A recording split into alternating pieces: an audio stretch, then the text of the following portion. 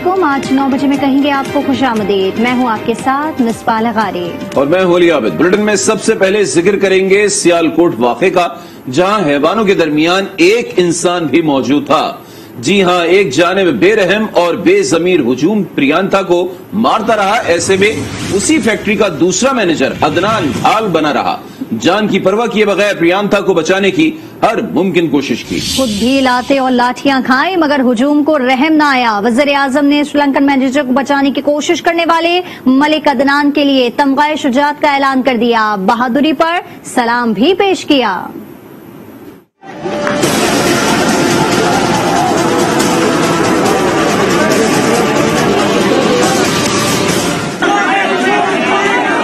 چاروں طرف تھے حیوان، ان کے درمیان تھا ایک انسان، وہ تھا فیکٹری مینیجر ملک عدنان.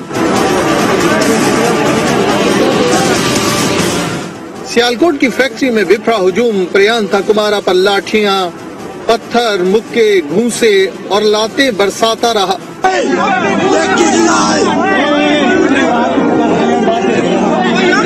درندوں کے اس جمع غفیر میں ملک عدنان مشتعل افراد کے سامنے منت سماجت کرتا رہا. ہاتھ بھی جوڑے، پرامن رہنے کی اپیل بھی کی، لیکن آؤٹ آف کنٹرول ہجوم کنٹرول میں نہ آ سکا. ملک عدنان ہجوم کو انتہائی قدم اٹھانے سے روکتا رہا. کہا ہم مقدمہ درج کرائیں گے، آپ لوگ پرامن رہیں، لیکن کسی نے اس کی بات پر کان نہ دھرے.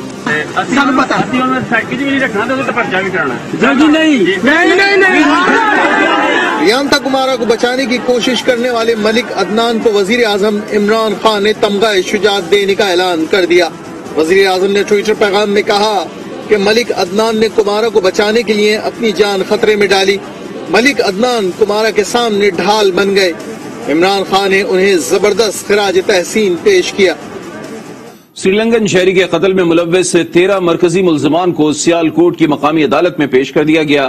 عدالت نے ملزمان کا 1 روزہ راہداری ریمانڈ بھی منظور کر لیا ہے. پریانتا کی میت خصوصی طیارے سے کل کولمبو بھیجی جائے گی. سری لنکن وزارت خارجہ نے پریانتا کمارا کی موت کی تحقیقاتی رپورٹ بھی مانگ لی ہے.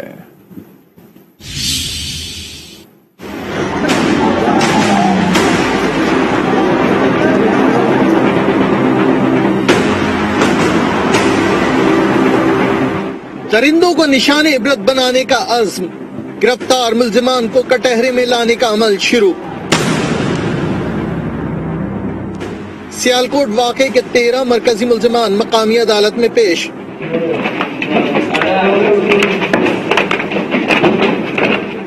عدالت نے ملزمان کا 1 روزہ راہداری ریمانڈ منظور کر لیا. ملزمان کو پیر کو انسداد دہشت گردی عدالت گجرانوالہ میں پیش کیا جائے گا. حکومت نے مجرموں کو قرار واقعی سزا دینے کا فیصلہ کر رکھا ہے. مرحوم پریانتا کی اہلیہ نے صدر اور وزیر اعظم سے قتل کی منصفانہ تحقیقات کا مطالبہ کیا. بے رحم ہجوم کے ہاتھوں قتل پریانتا کمارا کی لاش پیر کو سری لنکا روانہ کی جائے گی. سری لنکن وزارت خارجہ نے پریانتا کمارا کی موت کی تحقیقاتی رپورٹ بھی مانگ لی، جبکہ سری لنکا نے پاکستانی حکومت اور راجکو کمپنی سے زر تلافی مانگ لیا ہے. اور اب آپ کو بتائیں کہ سیالکوٹ واقعے کے خلاف سب متحد ہیں. وزیر اطلاعات فواد چودھری اور فہمیدہ مرزا کی پریس کانفرنس. کہا ہمیں اپنے بچوں کو صحیح راستہ دکھانا ہوگا. فہمیدہ مرزا بولی سیالکوٹ واقعے کی شدید مذمت کرتے ہیں. دنیا بھر میں پاکستانیوں نے مذمت کی ہے.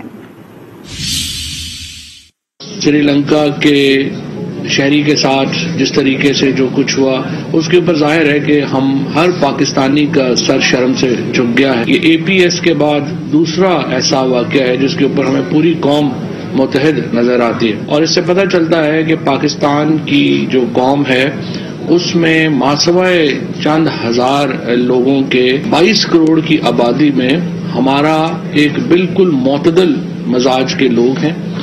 اور یہاں پر یہی امید ہے پاکستان کے آگے بڑھنے کی. جس طرح سارے پولیٹیکل پارٹیز کی طرف سے آیا بہت انکریجنگ ہے.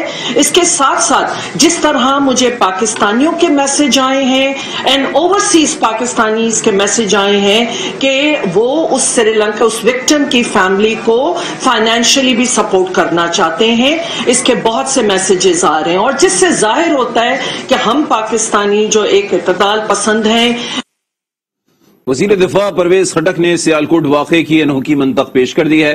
پشاور میں گفتگو کرتے ہوئے بولے، نوجوانوں کو جوش آ ہی جاتا ہے، بچوں میں ایسا ہوتا ہے، لڑائیاں بھی ہوتی ہیں، قتل بھی ہو جاتے ہیں، ہم جب جمع ہوتے تھے تو پاگل ہوتے تھے، اس واقعے کو کسی جماعت سے نہ جوڑا جائے۔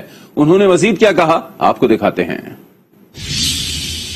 جو چہرے کی ٹی ایل پی کے تھے کہ وجوہات آپ کو بھی پتہ ہے، بچے ہیں، بڑے ہوتے ہیں، اسلامی دین ہے، سوچ زیادہ جوش میں آ جاتے ہیں، جذبے میں کوئی کام کر لیتے ہیں۔ اس کا یہ مطلب نہیں کہ یہ کیا تو یہ ہو گیا، یہ ہر ایک کا اپنی ایک سوچ ہے۔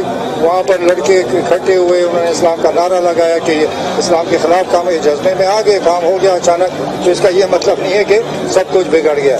پلیز آپ ذرا لوگوں کو بھی سمجھائیں کہ نوجوان ہیں، جذبے میں آتے، دین میں بھی جذبے میں آؤں گا، غلط کام کر سکتا ہوں، لیکن یہ مقصد نہیں ہے کہ پاکستان جو ہے تباہی کی طرف جا رہا ہے۔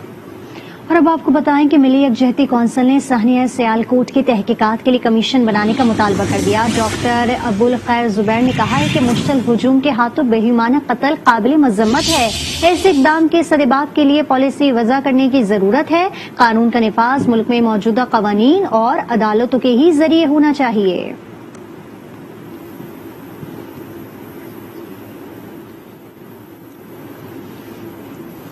آگے بڑھیں گے، آپ کو بتائیں کہ مسلم لیگ نون کی رہنما عظمیٰ بخاری نے پولنگ بوتھ میں ووٹر کی ویڈیو شیئر کر دی۔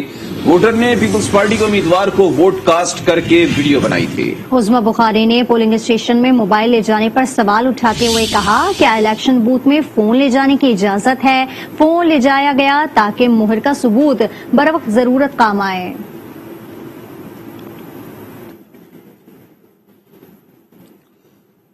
ادھر ترجمان پنجاب حکومت اور معاون خصوصی برائے اطلاعات حسان خاور نے کہا ہے کہ نوٹوں کا جنازہ ہے، ذرا دھوم سے نکلے۔ NA-133 میں جو بھی جیتے، عوام کو کوئی دلچسپی نہیں، انتخاب کا پوسٹ مارٹم پہلے ہی ہو چکا ہے، ٹھپا مافیا کے ماسٹر مائنڈ عوام کے سامنے بے نقاب ہو چکے، آئندہ انتخابات الیکشن اصلاحات کا ٹرائل ہوں گے۔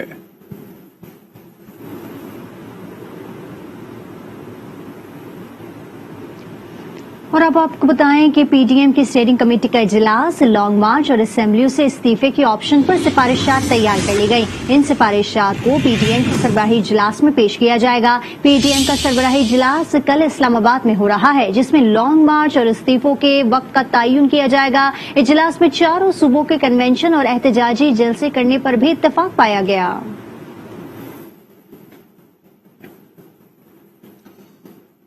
روٹی، کپڑا اور مکان کے نام پر سندھ کے عوام کو لوٹا گیا، سارا پیسہ حکمران کھا گئے۔ سندھ میں ایک لیڈر وصیت کے ذریعے حکمراں بنا پھرتا ہے۔ وزیر مراد سعید کی پیپلز پارٹی پر وار، کہا زرداری گروپ خود بھاگ جائے ورنہ عوام بھگائیں گے۔ روٹی کپڑا مکان کیا دیتے کہ روٹی کپڑا مکان لٹ کے لگا گئے پاکستان۔ بچہ آیا اس کا بھائی آپ کے پیسے پہ پڑ رہا تھا، ایک دن سامنے آیا کہ یہ وصیت ہے، یہ پرچی ہے، کل سے میں لیڈر ہوں۔ وہ مذاق ہے کیا؟ سرداروں کو کہتا ہوں خود بھاگو ورنہ لوگ جوتے مار کے آپ کو بگائیں گے۔ جو بھی تحریک انصاف اور عمران خان سے محبت کا اظہار کرے تو ان کے اوپر FIR کیے جاتے ہیں۔ مراد علی شاہ جو سرداری کی کرپشن کا سہولت کار بنا ہے، یہاں پہ کوئی سرکار کا ادارہ، کوئی بے محکمہ اپنا کام نہیں کرتا۔ جن کے اسکولوں میں یا تو بھیڑ بکریاں باندھی ہے یا اس کے بعد وہاں پہ استاد نہیں ہوتا، لوگوں کو آپ نے تعلیم سے محروم کر دیا۔ موانہ میں اسسٹنٹ کمشنر جنگ کو قتل کر دیا گیا۔ چک نمبر 237 لنگرانہ کے رہائشی عمران جعفر کو مخالفین نے جھگڑے کے بعد قتل کیا۔ عمران جعفر اسسٹنٹ کمشنر جنگ تعینات تھے، وہ چھٹی پر گھر آئے ہوئے تھے۔ واقعے کے بعد پولیس پہنچی اور لاش ہسپتال منتقل کی، ابھی تک ملزمان گرفتار نہیں ہو سکے۔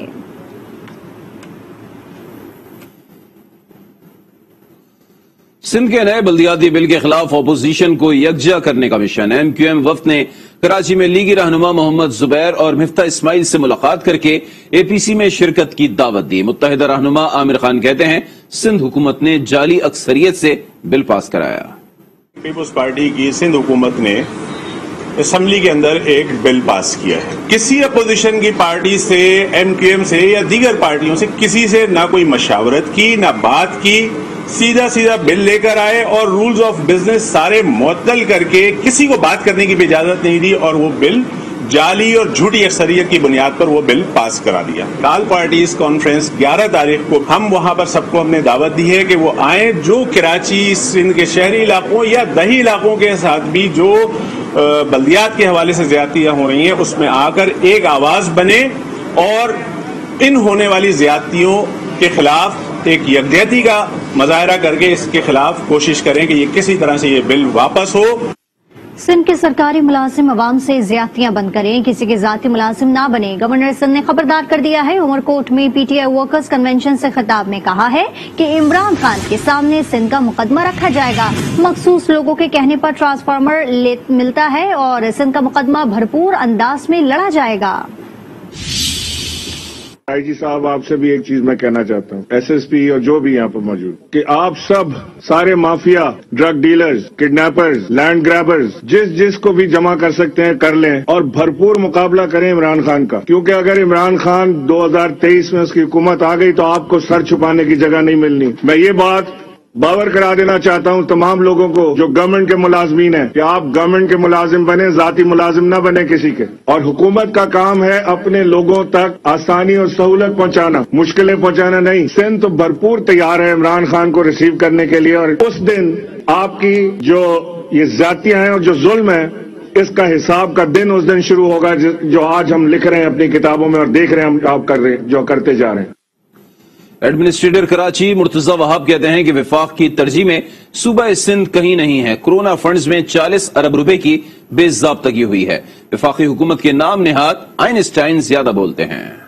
पिछले 3.25 सालों में जो सबसे बड़ा बहरान पाकिस्तान में बर्पा किया गया है वो इखलाकियात का बहरान है, वो धौंस का बहरान है। ये बहरान की हुकूमत है और जब बहरान की हुकूमत होती है तो यही हालात होते हैं जो आज हम जिससे गुजर रहे हैं। इनकी प्रायोरिटी ये शहर, ये सूबा नहीं है। एक और आइंस्टाइन अरस्तू इस्लामाबाद में खड़े होकर कहता है, बड़े बड़े दावे करता है। मैं उससे पूछना चाहूंगा कि भाई तुम फैसला कर लो, तुम हो क्या? 40 अरब रुपए की इरेगुलरिटीज कोरोना फंड के हवाले से एजी ऑफिस ने निशानदेही की।